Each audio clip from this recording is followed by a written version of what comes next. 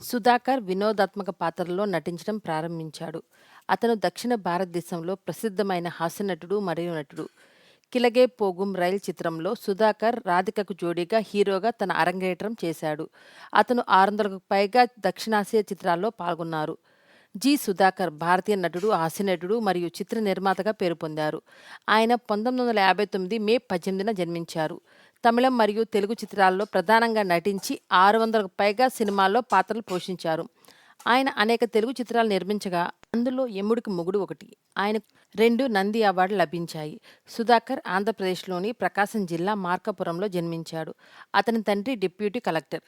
6గురు సహోదరుల్లో చిన్నవాడైన సుధాకర్ గుంటూరులోని ఆంధ్ర క్రిస్టియన్ కాలేజీలో ఇంటర్మీడియట్ పూర్తి చేసి మద్రాస్ ఫిలిం స్కూల్లో చేరి తన సినిమా ప్రస్థానాన్ని ప్రారంభించాడు. అతను తన కెరీర్‌ను 'సృష్టి రహస్యాలు', 'పవిత్ర ప్రేమ', 'అగ్నిపూలు', 'ఊరికిచ్చిన మాట', 'భోగిమంటలు', 'కొంతెకోడళ్ళు' మరియు ఇతర తెలుగు చిత్రాల్లో కథానాయకుడిగా ప్రారంభించాడు.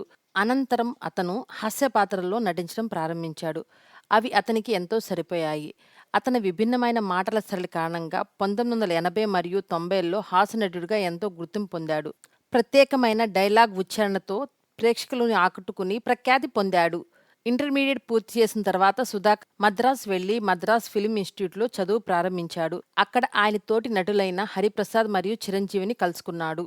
వీరిలో తొలుత సుధాకర్‌కి హీరోగా అవకాశం వచ్చింది.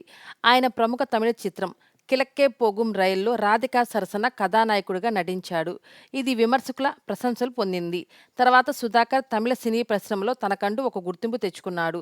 ఆయన చేసిన కొన్ని తమిళ చిత్రాల్లో 3 చిత్రాలు విశేష విజయాన్ని సాధించి 100 రోజులకు పైగా ప్రదర్శించబడ్డాయి. అలాగే రాధికతో కలిసి 11 చిత్రాల్లో జంటగా నటించి ప్రేక్షకులలో ప్రజాదరణ పొందాడు. తెలుగు ఇండస్ట్రీలో అంత మంచి గుర్తింపు సంపాదించుకున్న ఈయన ఆ తర్వాత ఉన్నపళంగా సినిమాలకు దూరమయ్యాడు. గత 20 ఏళ్లుగా సుధాకర్ స్క్రీన్ మీద కనిపించడం లేదు. కొన్ని అనారోగ్య కారణాలతో ఆయన సినిమాలకు దూరంగా ఉన్నాడు. సుధాకర్ భారతదేశానికి చెందిన అత్యంత సంపన్న చిత్ర నటుల్లో ఒకరు.